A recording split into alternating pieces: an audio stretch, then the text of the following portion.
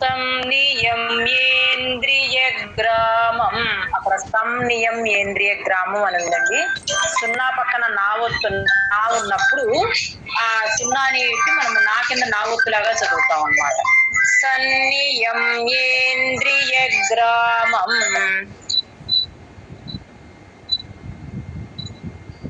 సంనియమ్యేంద్రియగ్రామం. సంనియమ్యేంద్రియగ్రామం. సంనియమ్యేంద్రియగ్రామం. సర్వత్ర సమబుద్ధయః.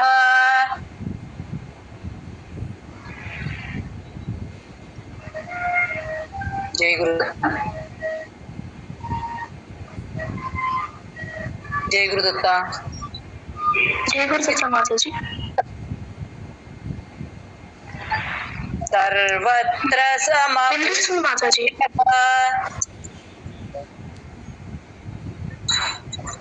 సర్వత్ర సమబుద్ధయః. సర్వత్ర సమబుద్ధయః. సర్వత్ర సమబుద్ధయః. తే ప్రాప్నువంతి. ఆ పా కింద అడుగున రకారం ఉంది కదా, అది ఎక్కడ ఎప్పుడు ఏ అక్షరం కింద ఉన్నా కూడా దాన్ని కూడా కొంచెం నొక్కి చెప్తాం అన్నమాట, తేల్చి కాకుండా. తే ప్రాప్నువంతి మామేవ.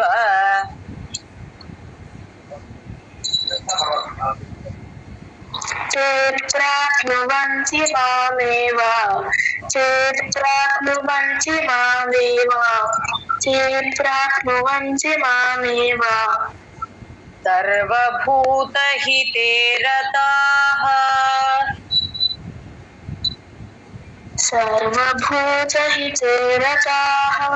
సర్వభూతహితే రతాః. సర్వభూతహితే రతాః.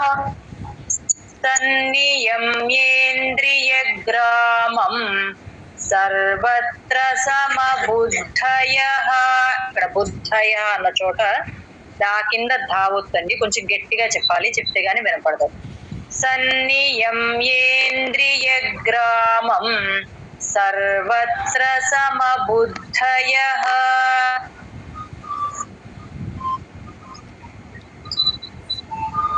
సంనియమ్యేంద్రియగ్రామం. సర్వత్ర సమబుద్ధయః. సంనియమ్యేంద్రియగ్రామం. కొంచెం స్లోగా చెప్పాలి. సంనియమ్యేంద్రియగ్రామం. సర్వత్ర సమబుద్ధయః. సంనియమ్యేంద్రియగ్రామం. సర్వత్ర సమబుద్ధయః. సంనియమ్యేంద్రియగ్రామం. సర్వత్ర సమబుద్ధయః. తే ప్రాప్నువంతి మామేవ. సర్వభూతహితే రతాః. తే ప్రాప్నువంతి. చెప్పండి.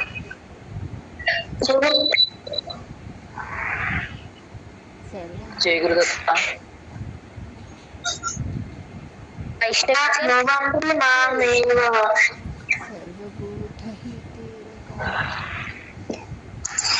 జై గురుదత్త మాతాజీ. వినిపిస్తుందా? చెప్పండి. తే ప్రాప్నువంతి మామేవ.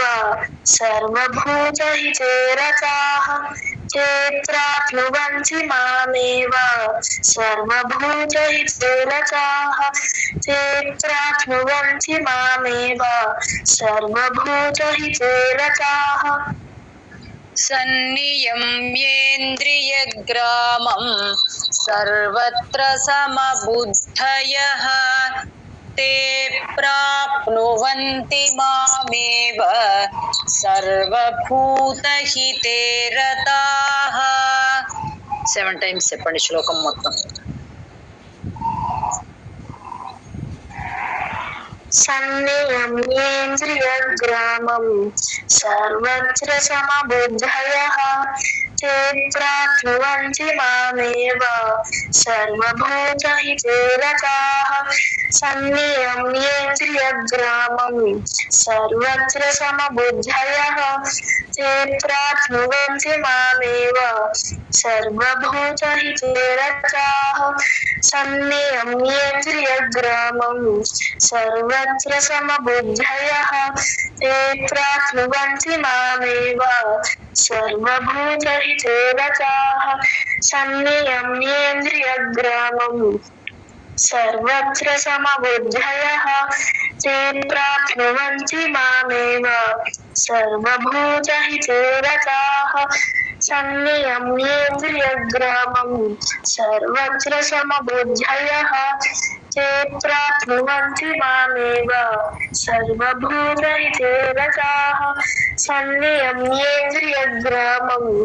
सर्वत्र समबुद्धयः चेत्राध्रुवन्ति मामेव सर्वभूतहिते रताः सन्नियम्येन्द्रियग्रामं सर्वत्र समबुद्धयः चेत्राध्रुवन्ति मामेव सर्वभूतहिते रताः तेषां क्लेशोऽधिकतरस्तेषाम् 3 times क्लेशोऽधिकतरस्तेषाम् क्लेशोऽधिकतरस्तेषाम् గట్టిగా నిలబడాలి క్లేశోధికతరస్తేషాం क्लेशोऽधिकतरस्तेषाम् क्लेशोऽधिकतरस्तेषाम् క్లేశోధికతరస్తేషాం क्लेशोऽधिकतरस्तेषाम् మ్యూట్ చేసుకున్నా వేరే ఎవరన్నా చెప్తారు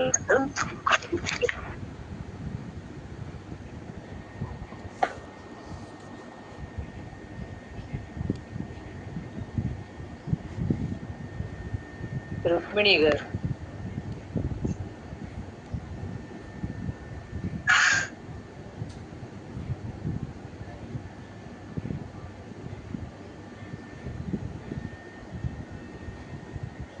ప్రణీత గారు జై గురుదత్త మేడం చెప్తారండి క్లేశోధికతరస్తేషాం క్లేశోధికతరస్तेషాం 3 times क्लेशोधिकतरस्तेषां क्लेशोधिकतरस्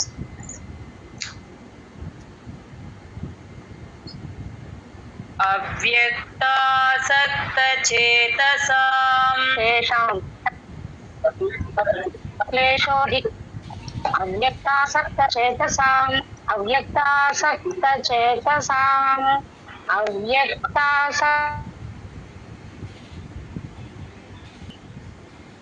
అవ్యక్తాహిగతిర్దుఃఖం अव्यक्ता हि गतिर्दुःखम् अव्यक्ता हि गतिर्दुःखम् अव्यक्ता हि गतिर्दुःखम् देहवद्भिरवाप्यते देहवद्भिरवाप्यते देहवद्भिरवाप्यते देहवद्भिरवाप्यते क्लेशोऽधिकतरस्तेषाम् अव्यक्तासक्तचेतसाम् क्लेशोऽधिकतरस्तेषाम् अव्यक्तासक्तचेतसाम् क्लेशोऽधिकतरस्तेषाम् अव्यक्तासक्तचेतसाम् क्लेशोऽधिकतरस्तेषाम् अव्यक्तासक्तचेतसाम् अव्यक्ताहिगतिर्दुःखम् देहवद्भिरवाप्यते अव्यक्ता हि गतिर्दुःखं देहवद्भिरवाप्यते अव्यक्ता हि गतिर्दुःखं देहवद्भिरवाप्यते अव्यक्ता हि गतिर्दुःखं देहवद्भिरवाप्यते क्लेशोऽधिकतरस्तेषाम् अव्यक्तासक्तचेतसाम् अव्यक्ता हि गतिर्दुःखम् देहवद्भिरवाप्यते क्लेशोऽधिकतरस्तेषाम् अव्यक्तासक्तचेतसाम् अव्यक्ता हि गतिर्दुःखम् देहवद्भिरवाप्यते क्लेशोऽधिकतरस्तेषाम् अव्यक्तासक्तचेतसाम् अव्यक्ता हि गतिर्दुःखम् देहवद्भिरवाप्यते क्लेशोऽधिकतरस्तेषाम् अव्यक्तासक्तचेतसाम् अव्यक्ता हि गतिर्दुःखम् देहवद्भिरवाप्यते क्लेशोऽधिकतरस्तेषाम् अव्यक्तासक्तचेतसाम् अव्यक्ता हि गतिर्दुःखम् देहवद्भिरवाप्यते क्लेशोऽधिकतरस्तेषाम् अव्यक्तासक्तचेतसाम् अव्यक्ता हि गतिर्दुःखम् देहवद्भिरवाप्यते क्लेशोऽधिकतरस्तेषाम् अव्यक्तासक्तचेतसाम् अव्यक्ता हि गतिर्दुःखम् देहवद्भिरवाप्यते क्लेशोऽधिकतरस्तेषाम् अव्यक्तासक्तचेतसाम् अव्यक्ता हि गतिर्दुःखम् देहवद्भिरवाप्यते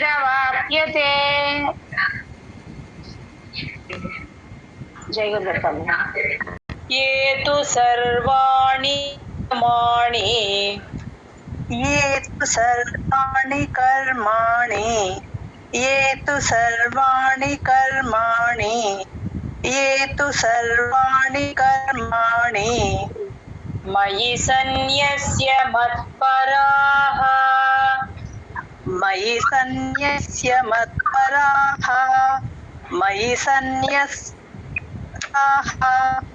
मयि सन्न्यस्य मत्पराः अनन्येनैव योगेन अनन्येनैव योगेन अनन्येनैव योगेन अनन्येनैव योगेन मां ధ్యాయంత ఉపాసతే. ఊ అనేది వచ్చు కాబట్టి దాని ముందు చిన్నగా పాజ్ ఇవ్వాలండి. ఆ ఊని గొంతులోంచి పలకాలి. మాం ధ్యాయంత ఉపాసతే.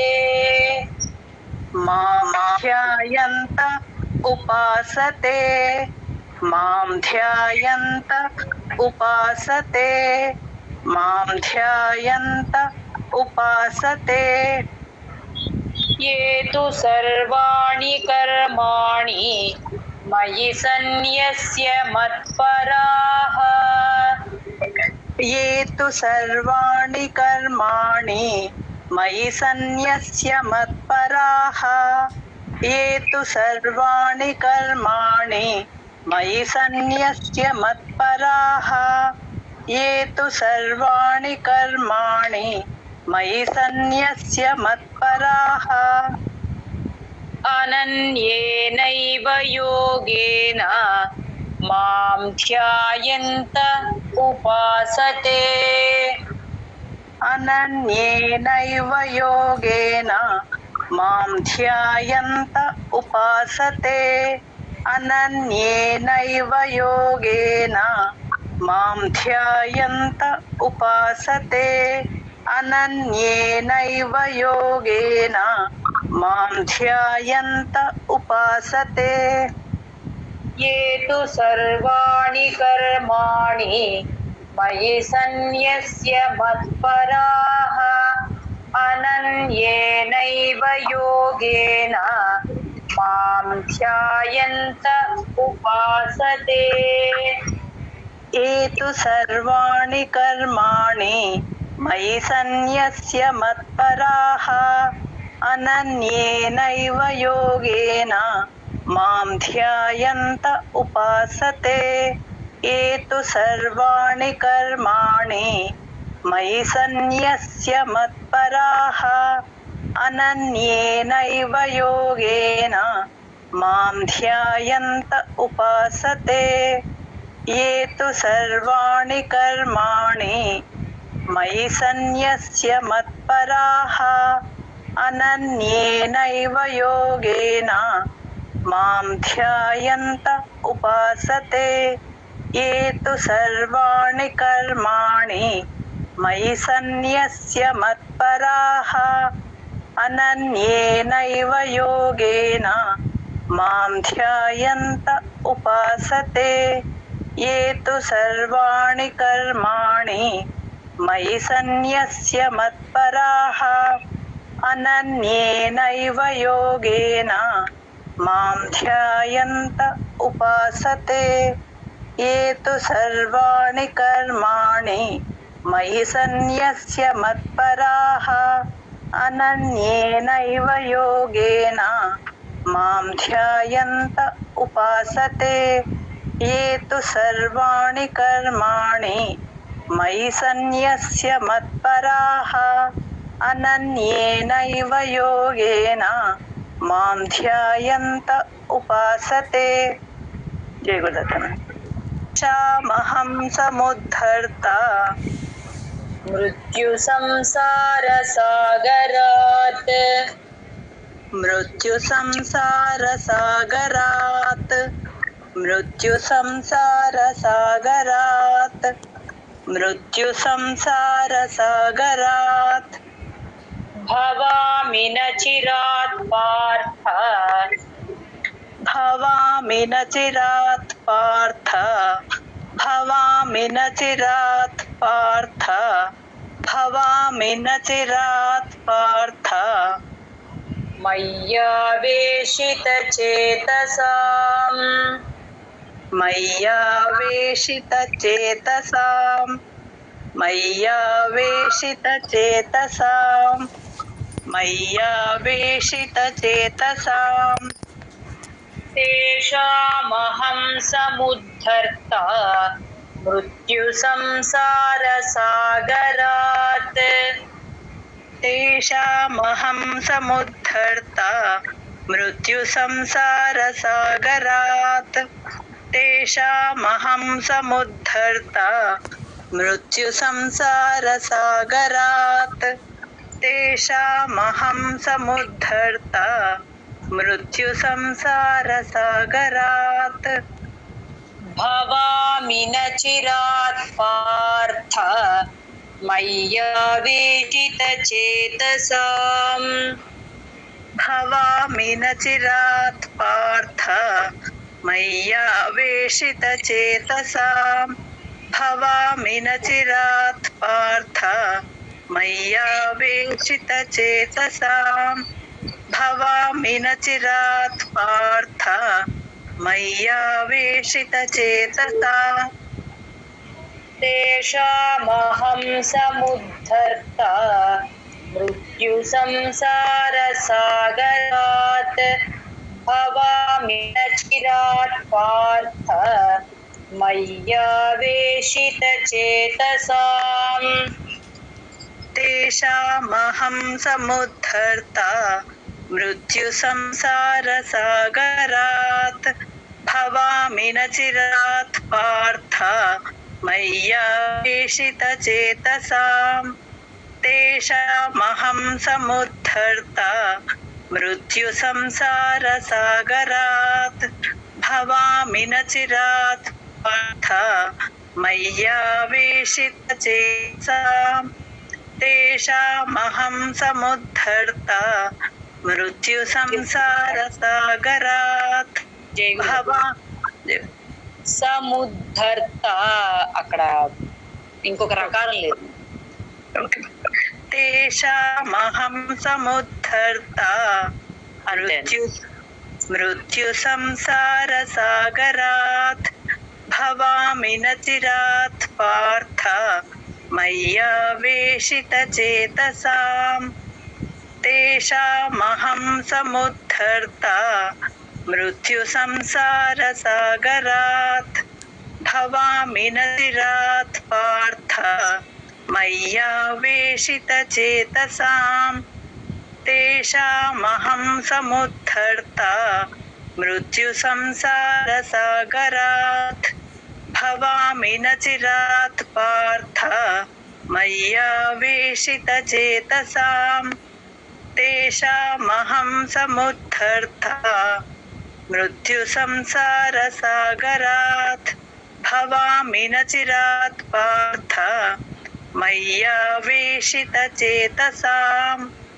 తేషామహం సముద్ధర్తా మృత్యు సంసార సాగరాత్ భవామి న చిరాత్ పార్థ మయ్యావేశిత చేతసాం. జయ గురుదత్త. జై గురు. మీరు మ్యూట్ చేసి